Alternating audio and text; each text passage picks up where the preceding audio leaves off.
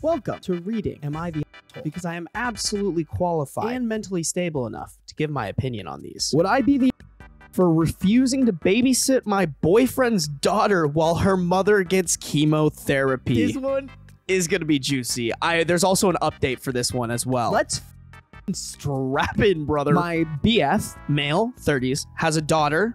Her name, we'll call her G, is 10. With his ex-wife, her name starts with T. The ex-wife is fighting a very aggressive form of brain cancer. Oh, that's sad. That's definitely sad. Now, a bit of backstory. T and I never did get on well. I met my boyfriend while he was in the proceedings of their divorce, and I think she's always thought we had an affair long before then. I mean, I would too. I can't blame her on that. You're always, no matter what they tell you, you're always just gonna think that in the back of your head. She hates me a lot, and so does G. I've been called a homewrecker and other nice things ever since I first met them. Now, my BF is usually really quick to shut down their...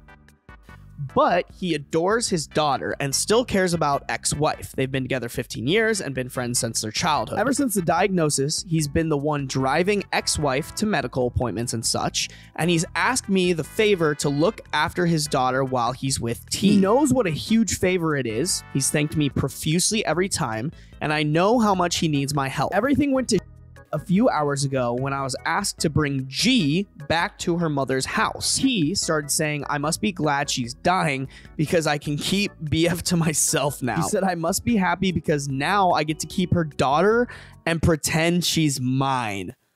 Bro, I get it if you hate this woman because maybe she cheated with your husband, but that's just uncalled for. That is so out of pocket, bro. Like, I don't know, just because you have cancer doesn't mean you can be like wild as bro. Imagine she was just like, oh yeah, well you have cancer.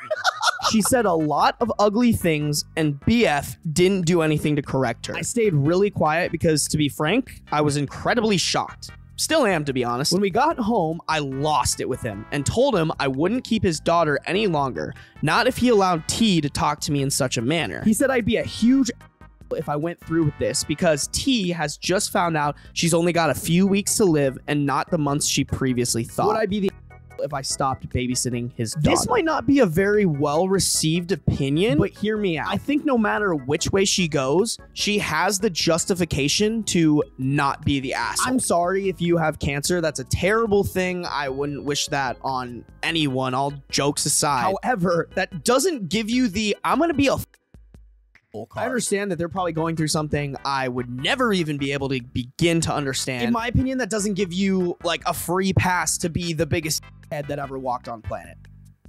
I don't know. I genuinely think if she was like, yeah, I'm out, we can't really call her an asshole for that because none of us would want to take this type of disrespect that she has been put under. On the flip side, what I will say is take the high road. If you really like this boyfriend, even though he's kind of a boner for not sticking up for you, definitely have a talk with him about that. If you really want to stay with them for a long time, and also if you want a genuine chance for maybe the daughter to actually like you, suck it up, babysit that kid, and just know that you weren't person. Okay, so here, my friends, is the update we've all been waiting for. I sat my boyfriend down for a chat as soon as I saw him again, which was the day following our discussion.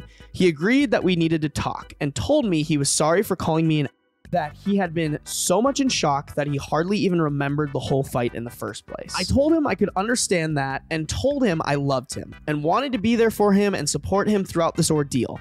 I also added, though, that I would need him to be able to stick up for me in the future, even against his daughter, who would be grieving and in a lot of pain. I told him to think about it and let me know, and also said that I would keep his daughter for as long as he needed me to, independently from his answer. He asked me to marry him on the spot? Oh my god, that's pretty adorable, I'm not gonna lie.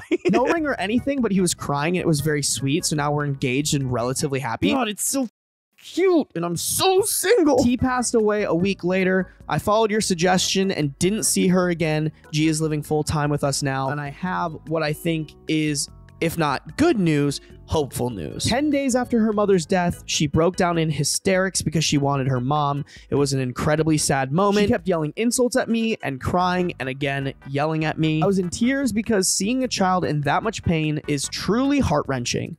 So I intervened before my fiance could say anything. told G that I couldn't bear to see her so distressed and that I would go stay with a friend until she felt a bit better, that I loved her and just wanted her to be less sad. She ran to me, hugged me, and begged me not to leave her. We cried together, and I think we might be on the road to healing.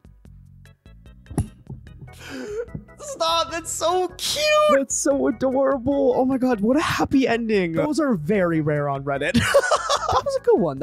I really like that. Down to this point, thank you guys for sticking around. Make sure to subscribe. Go check out another one of my videos. I'll see you guys next time.